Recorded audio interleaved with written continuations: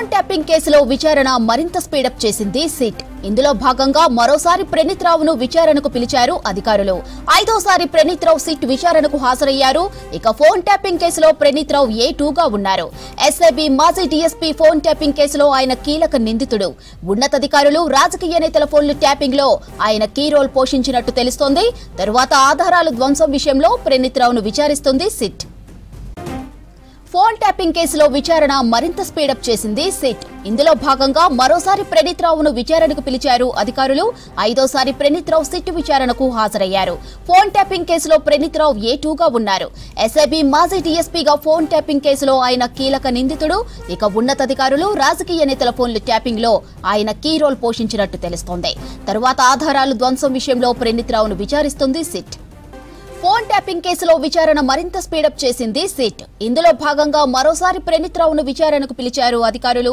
ఐదోసారి ప్రణీత్ రావు SIT విచారణకు హాజరయ్యారు. Phone tapping కేసులో ప్రణీత్ రావు A2గా ఉన్నారు.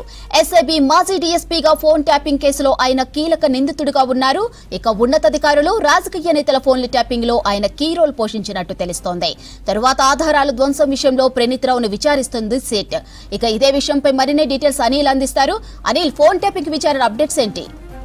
ఎస్ మాదిరి, ఫోన్ ట్యాపింగ్ కేసు వ్యవహారంలో సిట్ అధికారులు విచారణ వేగవంతం చేశారని చెప్పాలి. ఇప్పటికే 4 సార్లు హాజరైన ప్రణీత్ రావు ఈరోజు మరోసారి అంటే 5వసారి సిట్ అధికారుల ఎదుటైతే హాజరయ్యారని చెప్పాలి. కొద్దిసేపటి క్రితమే ప్రణీత్ రావు అయితే హాజరయ్యారు. అయితే ఈ విచారణకు సంబంధించి ఈ 4 సార్లు విచారణలో పాల్గొన్న ప్రణీత్ రావుకు సంబంధించి పలు కీలక అంశాలపైన కీలక సమాచారం సేకరించిన సిట్ అధికారులు ఈరోజు మరోసారి విచారించేందుకు గాను 5వసారి విచారణకు హాజరు కావాలని చెప్పడంతో కొద్దిసేపటి క్రితం ప్రణీత్ రావు హాజరయ్యారని చెప్పాలి. అయితే ఇందులో భాగంగానే ఈ సిట్కి సంబంధించి అంటే ఈ ఫోన్ ట్యాపింగ్ సంబంధించి సిట్ అధికారులు పలు కీలకమైన అంశాల మీద ప్రణీత్ రావుని ఈరోజు ప్రశ్నించే అవకాశం అయితే ఉందని చెప్పాలి. ముఖ్యంగా ఈ 4 సార్లు విచారణ చేసిన సమయంలో అతని దగ్గర నుంచి కొన్ని ఆధారాలు అయితే సేకరించారు. అదేవిధంగా ప్రభాకర్ రావుని కూడా విచారించారు. కాబట్టి ప్రభాకర్ రావు దగ్గర నుంచి కూడా తీసుకున్న స్టేట్మెంట్ ఆధారంగా ప్రణీత్ రావుని ఇప్పటివరకు అయితే విచారించారు. అదేవిధంగా ఈరోజు 5వసారి అతన్ని విచారణ సమయంలో పలు కీలకమైన అంశాలపైన విచారించారు ఉన్నారని చెప్పాలి. అయితే ముఖ్యంగా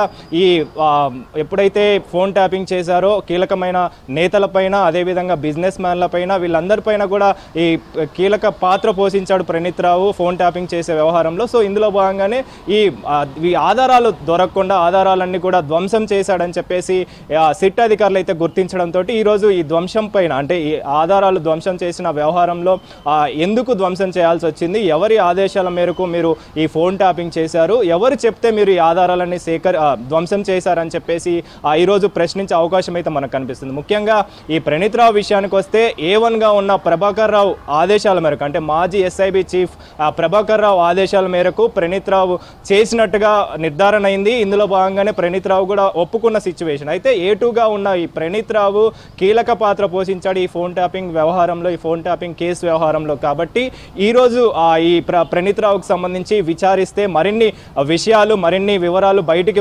వెలుగులోకి వస్తాయని చెప్పేసి సిట్ అధికారులు అయితే విచారించనున్నారని చెప్పాలి. ముఖ్యంగా చూసుకుంటే ఈ కీలకమైన నేతలు గత బీఆర్ఎస్ ప్రభుత్వంలో ఈ ఫోన్ ట్యాపింగ్ వ్యవహారానికి సంబంధించి అప్పటి ప్రతిపక్ష పార్టీకి సంబంధించి కావచ్చు, బీజేపీ పార్టీకి సంబంధించి, కాంగ్రెస్ పార్టీకి సంబంధించి ముఖ్యమైన నేతలపైన ఫోన్ ట్యాపింగ్ చేసేందుకు ఇతను కీలక పాత్ర పోషించాడు. అప్పటి డిఎస్పీగా ఉండడం, ఎస్ఐబికి డిఎస్పీగా పనిచేసిన సమయంలో ఇతను ఫోన్ ట్యాపింగ్ చేయడం కోసం ముఖ్యమైన కీలక పాత్ర పోషించాడు. కాబట్టి ఇతని దగ్గర నుంచి సమాచారం సేకరిస్తే ప్రభాకర్ రావుకు సంబంధించి వివరాలు తెలిసే అవకాశం ఉంది. కాబట్టి అసలు ఇంత పెద్ద మొత్తంలో ఫోన్ ట్యాపింగ్ చేయడానికి గల కారణాలేంటి, అదేవిధంగా వ్యాపారవేత్తలు ఇటు రాజకీయ నాయకుల మీద ఎందుకు ఫోన్ ట్యాపింగ్ చేయాల్సి వచ్చింది, ఎవరి ఆదేశాల మేరకు ఫోన్ ట్యాపింగ్ చేశారు, అదేవిధంగా ఈ ఆధారాలన్నీ కూడా ధ్వంసం చేయమని ఎవరు చెప్పారు అనే కోణంలో ఈరోజు సిట్ అధికారులు అయితే విచారించనున్నారని చెప్పాలి. ముఖ్యంగా చూసుకుంటే ప్రణీత్ రావుకు సంబంధించి ఈ 4 సార్లు విచారించిన సమయంలో అతని దగ్గర నుంచి పలు డాక్యుమెంట్లు కూడా తీసుకున్నట్టుగా కూడా తెలుస్తుంది. ఈ డాక్యుమెంట్స్ ఆధారంగా ఈ రోజు కూడా ప్రణీత్ రావును అయితే విచారించనున్నారు. అంటే ఇప్పటికే ఇటు ప్రభాకర్ రావుని విచారించిన సమయంలో తనకు సంబంధించి పలు కీలకమైన విషయాలు బయటకు వచ్చాయి. ప్రభాకర్ రావు దగ్గర నుంచి అందుతున్న ఆధారాల ప్రకారం సిట్ అధికారుల నుంచి మనకు అందుతున్న సమాచారం ప్రకారం ప్రభాకర్ రావు చెప్తేనే ఈ ప్రణీత్ రావు ఫోన్ ట్యాపింగ్ చేశాడని చెప్పేసి పదే పదే ప్రణీత్ రావు కూడా ప్రభాకర్ రావు పేరు తీయడం. సో ఇందులో భాగంగానే ఇంత పెద్ద మొత్తంలో ఈ ఫోన్ ట్యాపింగ్ వ్యవహారం విచారణ అనేది కొనసాగింది. ఇంత పెద్ద మొత్తంలో వందలాది సంఖ్యల వ్యక్తుల ఫోన్ ట్యాపింగ్ చేశారని చెప్పేసి నిర్ధారణ కావడంతో ప్రణీత్ రావుని మరోసారి విచారణ చేస్తే కీలకమైన అంశాలు బయటికి వెలుగులోకి వస్తాయి, కీలకమైన ఆధారాలు వెలుగులోకి వస్తాయి. కాబట్టి ఈ రోజు ప్రణీత్ రావును అయితే మరోసారి విచారించనున్నారు. అయితే నిన్న మొదటి వరకు అంటే ఈ 4 సార్లు కూడా అతన్ని దాదాపు 8 నుంచి 9 గంటల పాటు ప్రతిరోజు కూడా విచారించారు. ఈ రోజు ఎంతవరకు ఎన్ని గంటల వరకు విచారిస్తారనేది తెలియాల్సిన విషయం అయితే ఉంది మాధురి.